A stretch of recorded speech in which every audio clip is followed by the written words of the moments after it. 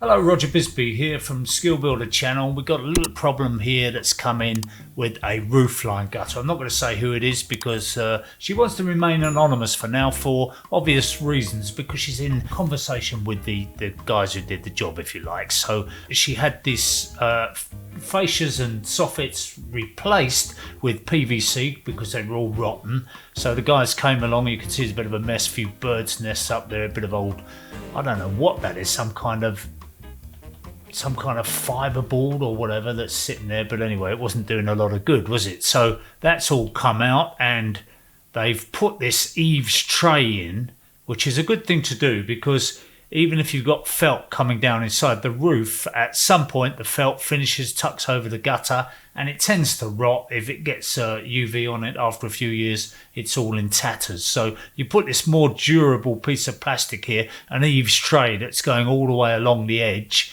and that picks up the water that's going to be running down the felt into the gutter. So nice little detail. But she said that she was experiencing high levels of moisture, and they came back and they put more ventilation in and all kinds of things. But I thought she was just talking about a little bit of moisture in the loft, which during the cold weather is not an unusual thing to find. But actually what she's talking about is something far more serious here, and that is this damp that's just pouring down the wall. And this wasn't happening till she had this work done, and now she's getting severe damp coming down inside the rooms on that side where the job has been done. So it's clearly not a coincidence. There's something going on there, and you can see it's even more in a nicely decorated room. She's getting mold appearing here, so there's a fair amount of moisture there, isn't there, that's coming down.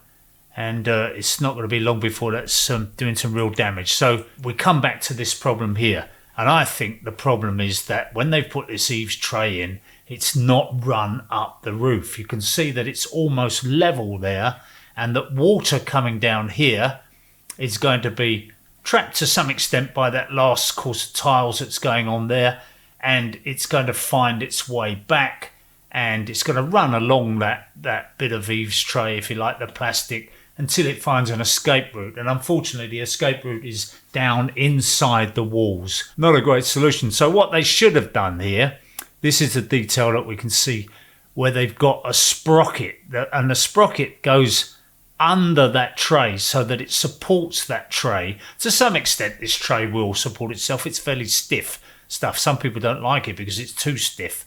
But what you would need is a little support there. You could do it with a piece of plywood, or you can do it with timber wedges.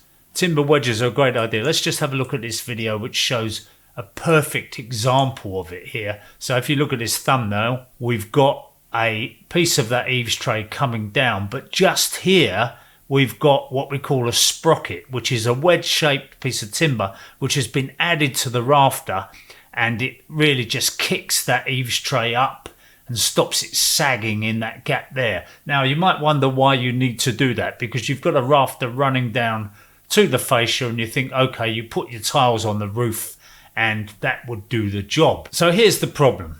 You've got a course of tiles. These tiles have actually been pushed up, but when these tiles are down further, they're going to be hanging over the edge of the fascia by a couple of inches. 50 millimeters is the norm. Now, each course on those tiles as they go up the roof is supported by the tile underneath. So you can see that the line of the tiles, you don't find it going up and down like a ski slope or anything. It's all just going down in one plane until it gets to the bottom. And obviously at the bottom, you don't have a tile to support it. So that bottom course of tiles would drop down unless you've got something to support it. And what you use is the fascia.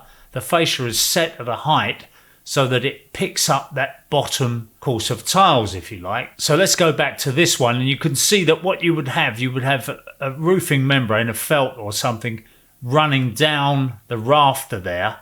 And at this point, if it was just left to its own devices, it would be running down the rafter and forming a trough behind the fascia, because you've picked the fascia up now to take that last course of tiles, which hasn't got a row of tiles underneath it.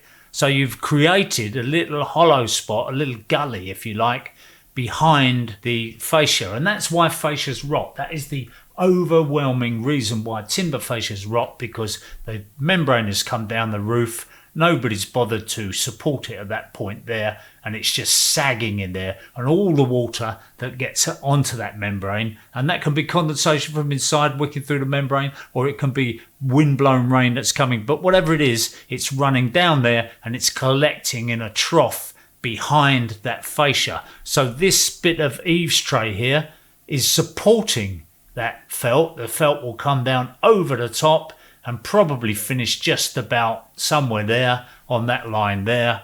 Won't hang into the gutter necessarily. It tends to flap in the wind if you do that. So the good roofer would finish his last felt course just about there, just maybe a little bit longer, so that the tiles pinch it slightly and it stops it moving around. But the job is being done by this last bit of plastic, this more rigid piece of plastic here. But if that is in turn sagging because it's not being supported by a sprocket, you will find that what our viewers got in this particular case is a eaves tray that is running flat or backwards. So what it needs, that needs to come off, maybe take that course of tiles off, that's probably the easiest way, poke those little bits of sprocket in, or even use some plywood underneath. That's quite nice because that gives you a nice even support all the way along there. Some people rather use plywood than they would this arrangement, but these are perfectly good product if they're done properly, and I'd suggest that's all it's going to take. And is it a job for the guys to come back? Now, they have actually been back, which is quite surprising because, as you probably know, a lot of these jobs like this, you know, what we call roof line replacement, the PVC guys that go around doing this, they've got nicely signed written vans. They look all very professional, but a lot of them are moving on. They're itinerant. They move from one town to another doing this job. So getting them back is often very, very difficult because they could be 100 miles away and they could even not be answering the phone in the end. But, you know, I'm not saying all of them, because obviously these guys did come back. So these guys are probably local, and it's always pays to get some local guys and know their address and be able to identify them and say, well, they live down the road. So there's a good chance you're going to get them back. Just be careful who you get to do this kind of work. If you have it done properly, it's a fantastic system. And if you don't, then you get problems like this, like our caller's got here, where the water is coming in to her bedroom. Not good. That's that problem solved. I hope if she can get them back. As I say, that's the reason she wants to remain anonymous, because she doesn't want to queer her pitch with them. But I did say to her, mention it. You can show them the email and mention it and say, look, we think this is the problem and this is the way to solve it. So what could be easier than that? Just depends whether they got big egos and they don't like second opinions. I'm Roger Bisbee. Send your questions in. The help desk is open and ready for business.